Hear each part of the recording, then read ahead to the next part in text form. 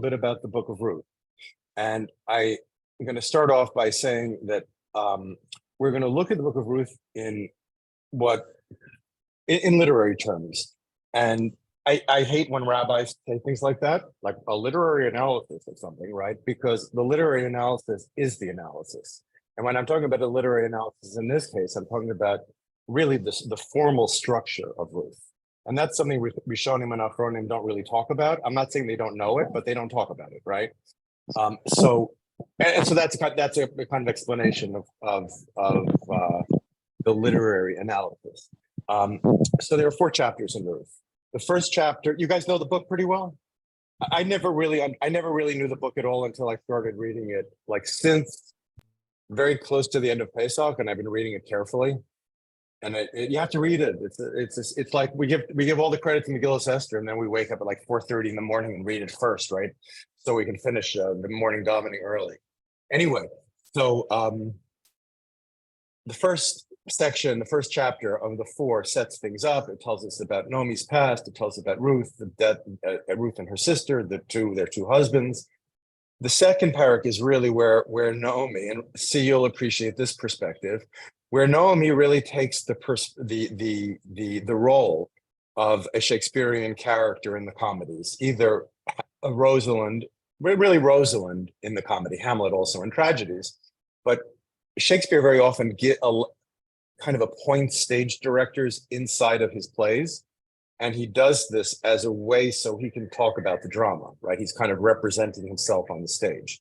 Anyway, this second place, this middle place, comedy structure is start one place, go someplace else, end up in another place. But really that other place is the same place that you left. It's been transformed since you had a transformative experience in the second part.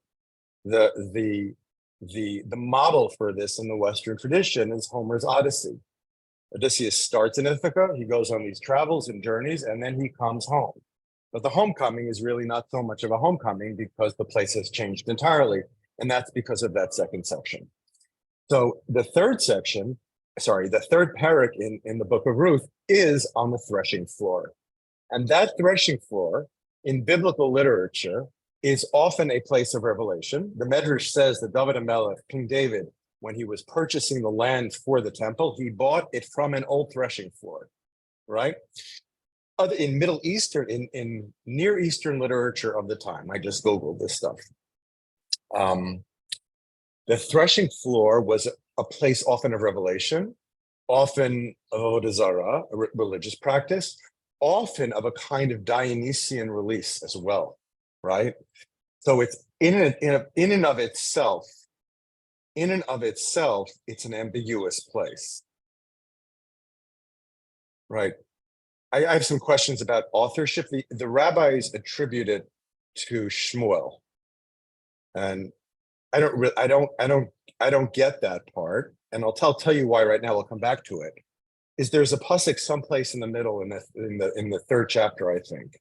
Maybe in the 4th chapter, right before they're doing this yibum, right? This kind of transaction, which is going to allow all of the lands of Naomi and Ruth to be transferred to Boaz.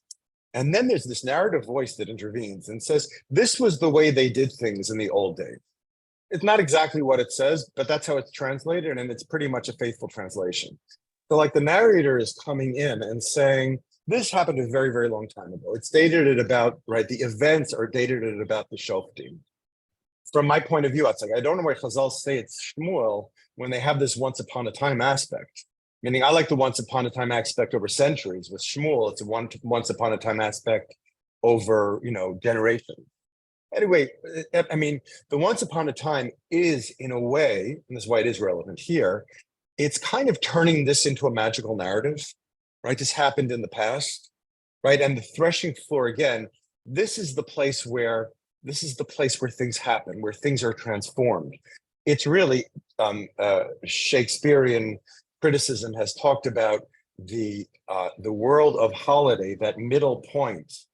There's the everyday, then the holiday release of going to forest, and then the return to the everyday. Shakespearean holiday is transformative. Critics call it where the world being turned upside down. And we see that's exactly what happens in this book, is that the hierarchies that we expect to exist are turned over and turned around. That happens on a class level, and it certainly even more powerfully happens on a gender level. So let's go through a little bit of it. Guys, you can interrupt me if you want. So one of the things we find out at the very beginning of it is that that Elimelech, like he's a tzaddik, and yet the Chazal say about him that he left Bethlehem because he was a very wealthy person, and all these schnorrers came to his door and he didn't want to give them the money, so he just left, right? So the time when all the schnorrers come out in the neighborhood, you go on vacation, right? You know, when the shlichim from Eretz Yisrael come, right? Make sure you're out of the neighborhood. So that's what Elimelech did. There's also the sense throughout this book, and even in Bethlehem, that this is a time in which women have to be protected from men. It's very clear, right? And that's Boaz's heroism, really, his intervention, as he protects this poor, right? She's almost like the Medea of the Hebraic tradition, and not in terms of not the character themselves, but the social status, right? She's a total outsider. She's not a Jew, right? She converted, she didn't convert, right? She's a woman, she's an outsider, she's like, even to know me, she says, I don't deserve, she says something to the effect of, I don't deserve to be in your presence. And she says to Boaz in one of the amazing moments in the book, and she essentially says, you see me, Boaz, I feel seen by you. And that for her is like to be seen by somebody of his status, right? Anyway, so women need to be protected in this world. And we see that because Boaz keeps on insisting, stay with my people. And she goes out of her way. He says, stay with my men. And then either she or her mother say, stick with the women. And she does stick with the women. So also, just in terms of genealogy, I was hoping Tikva would be here to do this for us. Ruth is a Moabite, and who are her ancestors?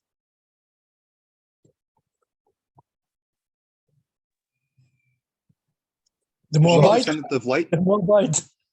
What? What? The Moabite. Right, the Moabites, right. So she is the Moabites, and they are the son of the illicit relationship between Lot and his daughter. Right? And so we do remark the way in which this is another text, which I think will resonate for you especially. This is also kind of like a Hebraic Oresteia, meaning in the Oresteia, Aeschylus's work, you have this blood violence cycle that goes back and forth, back and forth. Aeschylus over 3 plays raises the tension. So it's a tension that starts off because of the murder of Clytemnestra, of her husband, but escalates into this cosmic battle that threatens to destroy the entire universe, right? But at the end, there's a transformation. And what becomes clear at the end of the Oresteia, the play is called The Kindly Ones, the Eumenides, in which the Furies are magically transformed into kindly ones. And we see that all of the energy, the Furies get their energy from the bloodlust that had preceded them.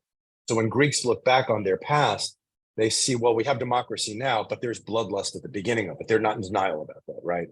So similarly, we see like there's a parallel. It's obviously not directly the same, but in our tradition, we see that the genealogy of the Messiah, of the first king of Israel, of David, comes from illicit beginnings.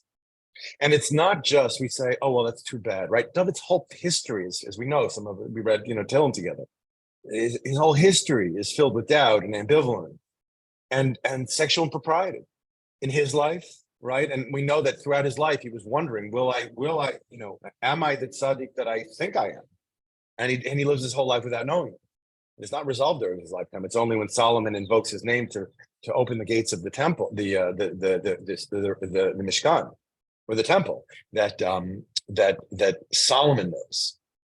So David's own life, full of doubt, sin, his ancestors come from these incestuous beginnings. What about Yehuda and Tamar? How did they come into the picture? Because she's also a descendant of Yehuda, because that's really, is that, how does that work? Yehuda is also in the story, and I wish Tikvar were here, but she has David HaMelech. Somebody do the genealogy for me at home. David HaMelech goes back not only to Ruth HaMoavi, but also obviously to Yehuda. He's of the tribe of Yehuda, David, right? So that kind of, again, so what's at the root of the Jewish tradition? It's like the Christians have the miraculous birth. We have a Messiah that's born out of incest and deceit. And not Remember, only at the end of, not only that, but also the Moabites are not allowed to intermarry. Specifically, they are not. There's no permission to to mix with them, with the Moabites. right. So Chazal, they say in Yiddish, they would say that's a Zayte Chazal. Not so important, right? Zayte Chazal, I don't know Yiddish, but the Zayte Chazal means, well, it's not a big deal, right? It's a side thing, right? But so that's at the heart of the story, really. The heart of the story is, and this is also Boaz's heroism, is that he comes along, and the day before, according to some accounts, he learns in the front of the Sanhedrin that actually the pasuk means a Moavi, but not a Moaviyah, right? So he's mechadish because the times demand it. That is his heroism. He is mechadish because the time demands him that Ruth is not subject to this Isur, which is. But this is a loophole, like a loophole. They're looking for a loophole. That's the whole point, right? I mean, so Chazal, they have to say, so another medrash says it was a halacha mimoshe misinai, right? They hear your question, right? They're saying like, and yes, and I don't go home, don't try this at home, right? But Boaz is an image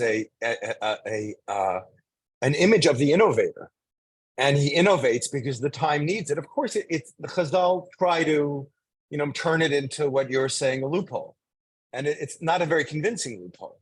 But I think the way they tell the story, it's significant that Boaz is this innovator, that he comes in and he says, no, that's not what it meant, right? So, and you're right, really. Everything depends on this psak, because without this psak, there is no future for the Jewish people. I'm not dismissing your question. I'm saying Chazal feel this question. And maybe they are trying to trick some people, but I don't think they're trying to trick us. Meaning, I think they are saying that, because you go to a yeshiva, and if you started talking the way I'm talking, people would say I'm a heretic, right? Because you don't paskin from a gemara, right? You don't innovate in ways that are so radical, and you don't. And with halacha, we don't. But to hear that as a message in terms of not just for halachis, but for people, innovate in your life. That is the heroism of Boaz. Right? Right. So let's see. There are interesting pairings here also, right? There's the two wives, the two husbands, right? And there's a good one and a bad one of each. So Ruth is the good, she's the good one, and Orpah is the bad one. Or are they both bad? Machlon and Kichlon, they're both bad, right? They're both gone, I guess. Right. So they're both gone. And we've seen the first parak, the way in which, Naomi basically says, you should go back because there's no future for me and you, for you and me. And there really is that sense of absolute despair. Remember, Naomi refers to herself. She says they welcome her, and we feel her coming into Beit Lechem. Everybody's like, oh, the great Naomi is here. And the Medrash goes so far to say is, she's just like Yaakov when he left Beersheba. He left a mark in his absence. So also Naomi, she left a mark in her absence. She's this great person. But when they come and they want to name her this, they want to say Naomi, she said, no, my name is not Naomi anymore. My name is Mar. And in some sense, names are very important in Megillat Ruth, especially because what we'll see in the middle of the text, and maybe we'll skip ahead, we'll think ahead to that. So in the middle of the text, right, They go to the threshing floor. Nomi arranges this. She tells Ruth exactly what to do. Get dressed up, put on a costume, right? In a maid. She says, put on a dress. You go on the threshing floor, she says, put on a dress. And she does so. She goes out to the threshing floor. And in this moment of being startled, Boaz looks up and says, Miat, who are you? I know, Dov, I see that you're like surprised when I say that because you don't think it's in the text, because it's translated out of it. It appears twice. Once it's Miat Boaz to Ruth, then it's Miat Nomi to Ruth. When she comes back, she also says, who are you? Right? Of course, that question is begging the whole question of identity. Who are you? See, the first line of Hamlet is, who's there, right? So this who are you? And of course, that's so essential to this text, which is really all about identity. And I guess it's a perplexing question, but I think what happens, we said at the threshing floor, magic happens. When they leave, the sun comes up, and the sun is described, when the sun comes up, it's described as the time when a person can distinguish one person from another. In the middle of the story, Boaz says Miat, because in that place is like a suspension of names. In the place of Shakespearean holiday, in the place of the threshing floor, crazy things happen. Like an established, as I'll say, an 80-year-old tzaddik decides to take on the land and obligation of Nomi and her daughter and decides to marry her. It's interesting also, right? I said names are important. Nomi sends Ruth out and says, there's a benefactor out there, go to his field. And then she comes back and she says, that guy's Boaz, that she has to name him herself. I mean, that process of naming, maybe he becomes real to to her as a person at that time. In any event, so the threshing floor is this place where everything gets turned upside down. Once things get turned upside down, and now let's actually look at the fourth paragraph. Let's see.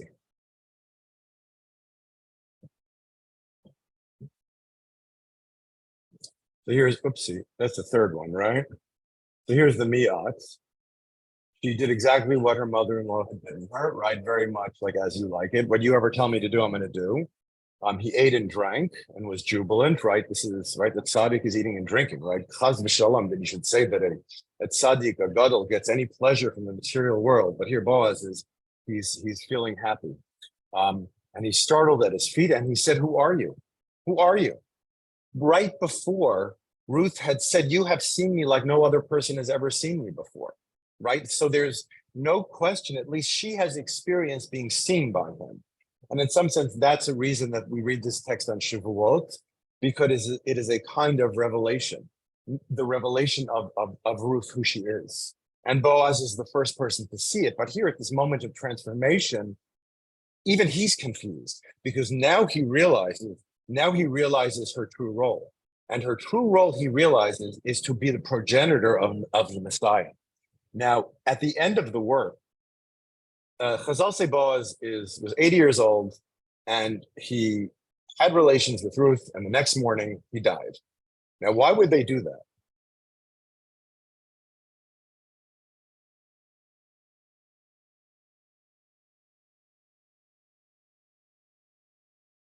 Right. So I think I said this in my creative writing class, and I said really that this is a book about women. Another way in which the humanities is a model. At the end of the humanities, the chorus, which is usually composed of men only, is now composed in the humanities entirely of women. And Apollo, who's been the tough guy Greek god, who was the antagonist throughout the play, is completely off stage. Just women. Amazing scene in Greek literature. So in my very, very clunky reading, my Boaz is Apollo. He gets pushed off the stage. true, my from students said, Boaz is the hero of the whole story. And I said he is the hero.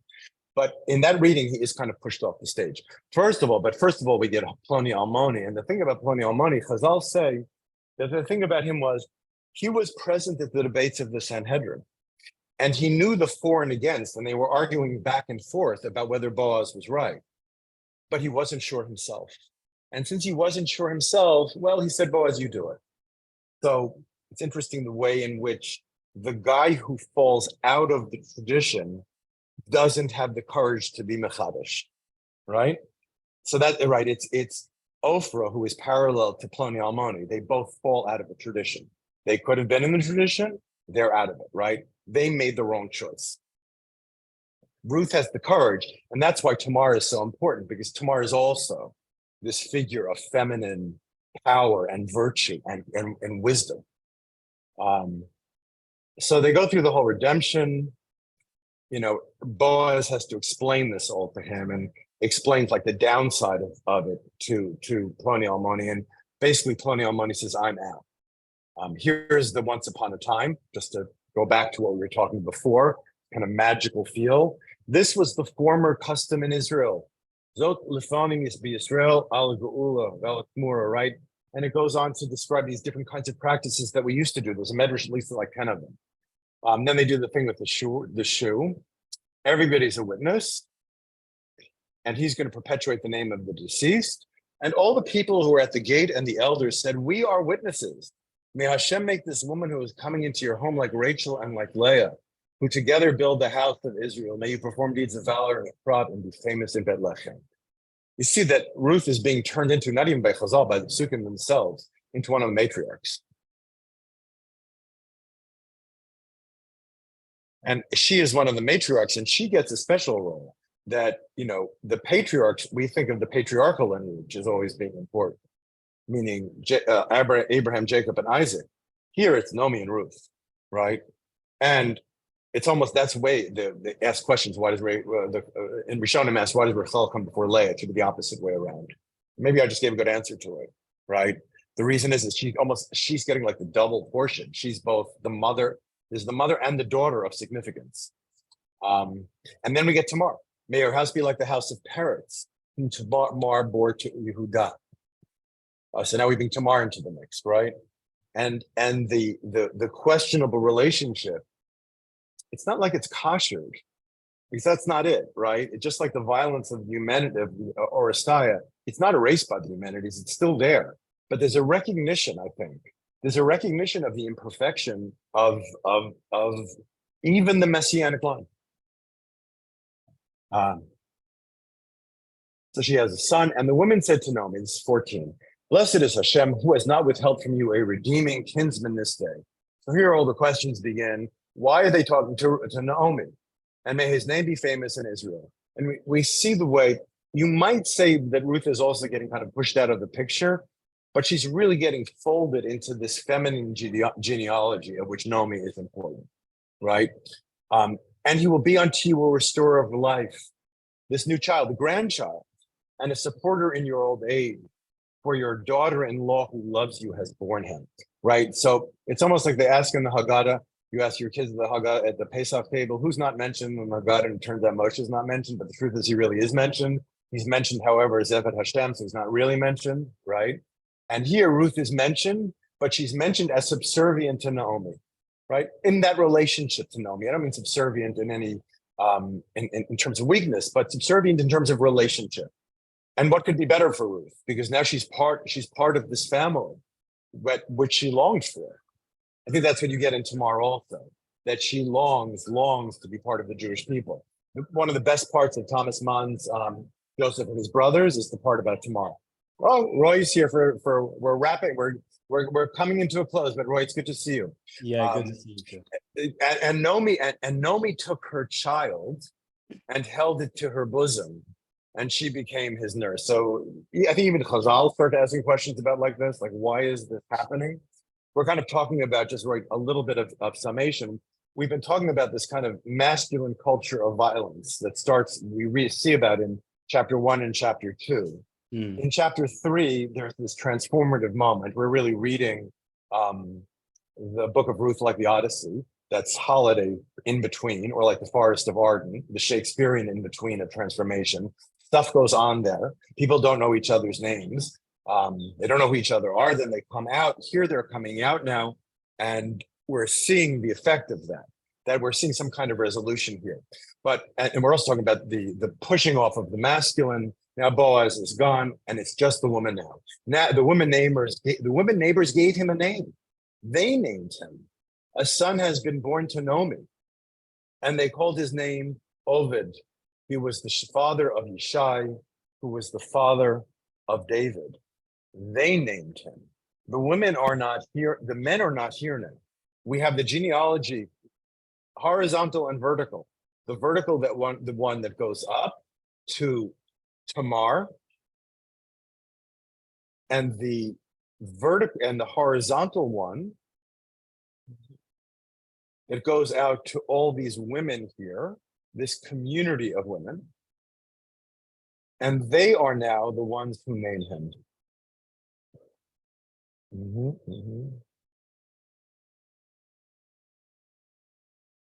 So, it's true. At the end of the text, right, we've got this instability of sexual promiscuity, instability just because guys are raping women, and it's dangerous. And it is true, Boaz says at the beginning of chapter 4, let's get 10 guys together. Because I'll say, oh, they made a minion here, right? They made a minion. So you have, after this intermediate moment on the threshing floor, the beginning of justice. But the justice is not what ends the story. What ends the story is the women naming David. And I would almost say that Boaz's ability to bring justice is predetermined by the presence of Ruth, or maybe they're interrelated, that in order for the masculine to assert itself, I mean, I think, we talk a lot about this, especially those of you who've studied ancient literature with me. And it always upsets me when people, talk about Homer or Aeschylus as sexist. And of course, they are using the assumptions, the culture of their time, right, as a cli, as a vessel to talk about what they're talking about. But almost always in the Western tradition, the masculine is represented as toxic. Right. Even in a play like Medea, where the feminine is like out of control, right, Jason he's not innocent. Right? Yeah, representation is not endorsement necessarily. Exactly. Thank you, Roy. Right. So representation is not endorsement. So also, like, here, how do we get back to Ruth? So in Homer, there's a distance. So also, like all of the texts of the Jewish tradition, the representations of the feminine are far better in most cases than the representations of the masculine. I mean, it's true, the masculine, you still, my shot is, and I don't know if any woman would be convinced of this, men say every morning, Shalom Isha. The reason that, and women say, they thank you, God, for making me according to your will, is that women can deal with it. Men can't. Men are, it's like you see on TV shows when a woman meets another guy, she says, you seem like a nice guy. And to be called a nice guy is like the highest praise, right? Because most guys are not nice guys, right? So, like, it seems clear, hi Shimon, we were talking about the way in which, I'm not going to review it again, but it's very good to see you. But here at the end, this sense of the assertion of the feminine. The women give the baby his name. And from that, we go on and see the rest of the genealogy, which Professor, even before in the Bible, the mother usually names the kid. Is that true? Yeah. What about it? Who names Esau? Is that God or Shimon? I'm sure you know this. No, I'm thinking like Reuben and Shimon and Levi, Yehuda. They're all named by their mother. What about us? Isn't Benjamin Yaakov Benjamin? Benjamin, but that's an exception, right? But he's like an exception. Okay, I don't know. But to me here, it's like the women of the city come here, and the women of the city place him in a tradition of women. And in order for the tradition to survive, the feminine has to be reasserted. No, but Professor, what's weird is that I'm continuing with my slightly polemical point here, but I think it's an important one, that the dangers of the masculine through that transformative act of the center of the work are somehow sublimated from this predatory sexual violence into law and justice by the end, right? And it's Nomi and Ruth's presence that allow that to happen. Right. I think in a way, you know, when Euripides writes Medea, he's basically saying, people, you do not understand the feminine. That's already a late play, right? And the men of the audience are just like terrified at this figure of the horrifying feminine. Right. But even Aeschylus, I think more like it, you know, who says at the end, because we said, and there's a similarity between the two works, at the end, the chorus in both works are women only. Yeah. And Aeschylus is essentially saying at the end of the play, you know, your conception of the Greek polis is not going to continue if it's only men, because men are screwing things up very, very big time. Not that women come off easy, right? Clytemnestra is one of the most, you know, complex characters, and not Medea as well. But you know, feminine dysfunction is often a function of the male. And that's another way of thinking about gender productively in relationship to texts, is to think about their relationship, right? And how the masculine and feminine come into relationship here. And really Nomi and Ruth come in here, right? And Ruth stands out. Nomi stood out because she leaves Moab and people notice that she's gone. Ruth stands out and Boaz notices it. She's a tzadikah, right? And, you know, we overuse those terms because like everybody's a tzadikah or tzadikis or whatever. But, you know, the book is basically saying, you know, when you act like a good person, when you smile at people, you know, I'm here at Fabulous Boca West. When you smile at people, at the South African kids who are the servers at the Grand Central, the place where all these rich Jews from Long Island, my father included, thank God, are, you know, having their French toast and bacon and eggs, right? That my presence always like kind of raises some questions about like kashrut, usually that I'm impinging upon their slight conscience. I don't care, right? But they make a big deal out of it every single time. Anyway, here in, how do we get to Boca West? Oh, right. You know, if you say hello to the servers and you smile at them and you say thank you and please, and you treat them like a human, which is what Boaz essentially did to Ruth, right? Right. Even though she was of a totally ostracized class. Another way she's like Medea in terms of function, right? Class and status, right? So that's right. And Chazal, I think they say, why is the book of Ruth? Why do we read it? And they say, you know, there's not this, no halacha, blah, blah, blah. Because of chesed. And it's chesed of Ruth, chesed of Nomi, it's chesed of Boaz. Chesed of Boaz for seeing Ruth, right? So I think here we started off by talking about the way in which looking at literary function can help us understand a work.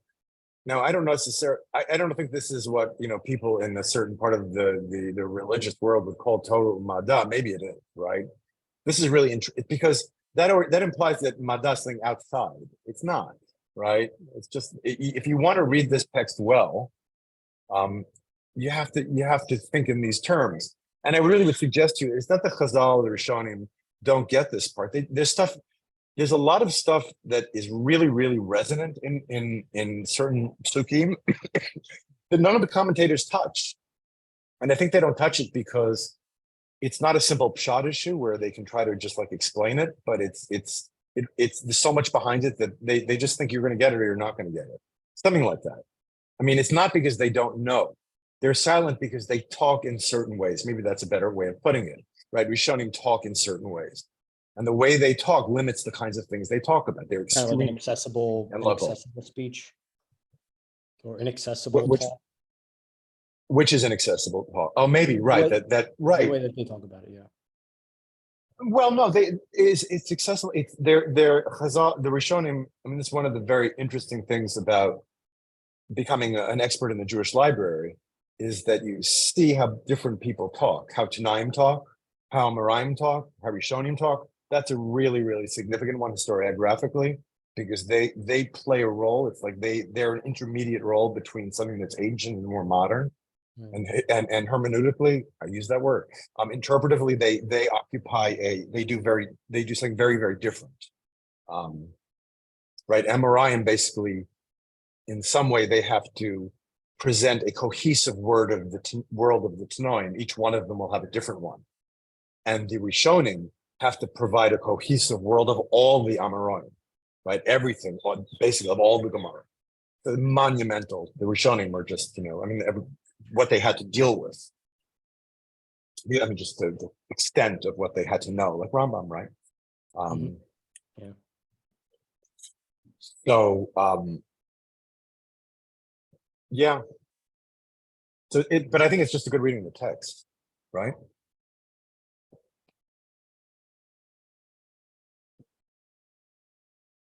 And also to see that threshing floor.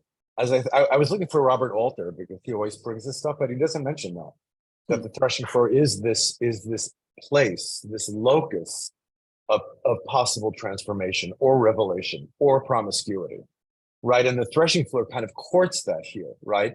Because it's not really clear. They say Boaz got his reward. What is it? Because he didn't rape her, essentially, right? He held off his Yitzhak, didn't rape her.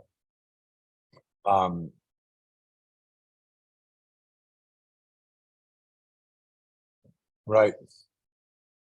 Any other comments before we bring a close to our discussion?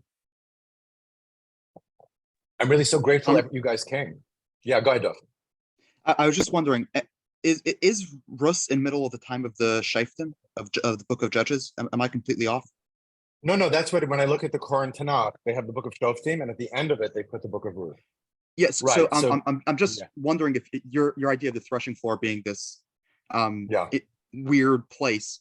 The last pasuk in Judges, I've seen it used by like anarchists as like an interesting. It says in those days there was no king in the land, and everybody did what he thought was right. And I wonder if like that chaotic threshing floor is not just related. It's not just localized in the threshing floor, but also the time period.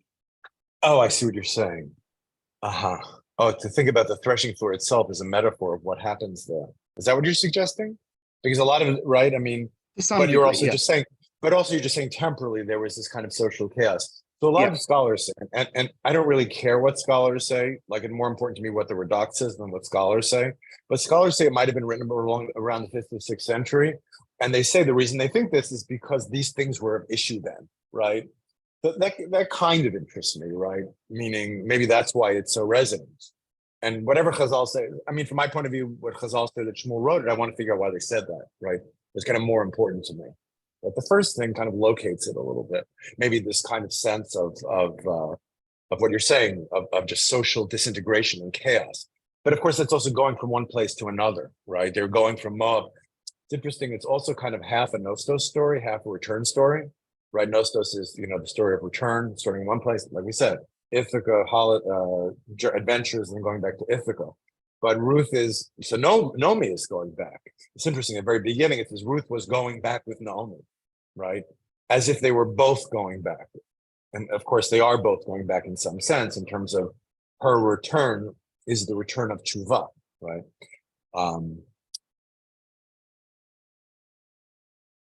Yeah.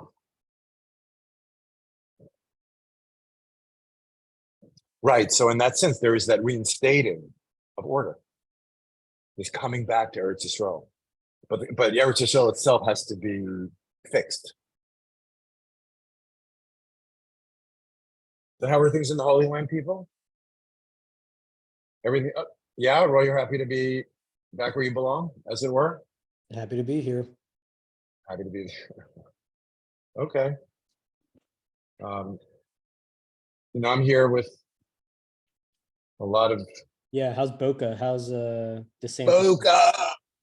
How is Boca? Listen, it's I've started to see really so much of the contemporary world in my life and my experience in terms of the Holocaust. And this to me is like it's just an extension of the Holocaust. It's like really, really rich Jews who made it. And they all have it's a giant, they all belong in country clubs in Long Island or wherever. And now this is a giant conglomeration of country clubs.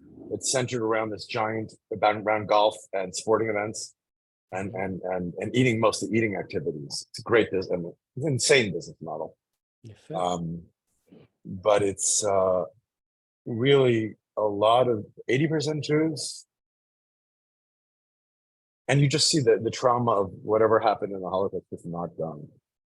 I don't know ever, because like if we were living 60 or 70 years after the Churban, all right, in Rome or wherever we would end up being, it would be no doubt. I mean, it wouldn't be hard to say of those people that that trauma was fresh, right? From our perspective, we're in the middle of that. You know? No, and here I told you about this before. It's this place that tries to preserve the idea of immortality. Yeah. Right. That nothing, if a tree falls down the next day, it's up. Right. The only thing that, and you know, and one of the most striking things about it is in especially in Haredi neighborhoods in Jerusalem, if somebody dies, lo aleinu chas v'sholom, it is a public event, right? The guy in a car comes around. Shimon and I, we know that voice. Like you hear that voice, you're like, oh, somebody died, right? And what here and it's over there, they take them in the dead of night, and that's it. Right. Let's make sure nobody sees them. We don't want to hurt our branding. We don't want to hurt the morale and the morale of the troops. And we don't want to hurt the morale, our branding. Yeah. Right. Yep. So, America. Listen, thank God it's a good, whatever. Yeah. Yeah. Okay. Well, thank you, people. Anybody else wanted to share something? Or, I mean, as I was just saying, I'm just talking to 80-year-olds. There are 10 of them that eat breakfast together, and they do not talk to each other. Wow. So I'm like, how about? I'm like, how about the? It's not like the parliament that get together at the malls here. No. I'm like, how about those Mets? That goes for like 5 minutes. Right? Yeah. You know? How about those Mets? Well, they won last night. Amazing. Nice. Yeah. Okay. Professor, what is it called, the place you're in right now? Boca West Country Club. There are Boca West Country Club consists of like 30 communities, 4,000 people, 4 golf courses. You ever seen the movie Brazil? You ever seen that movie? It's one of the Monty Python guys, the guy who made film. It's about like this this dystopic universe where like people are constantly having plastic surgery. I mean, Boca. it's just There's a Black Mirror episode about this now. So, Yeah. for the 21st century. Yeah. In many ways, it's a very sad place. It's a sad and lonely place. So you do your best, right? Yeah. Amen. Okay, people, thank you so much. I'll speak to you guys soon. Later. Thank you. Take care, guys. Bye.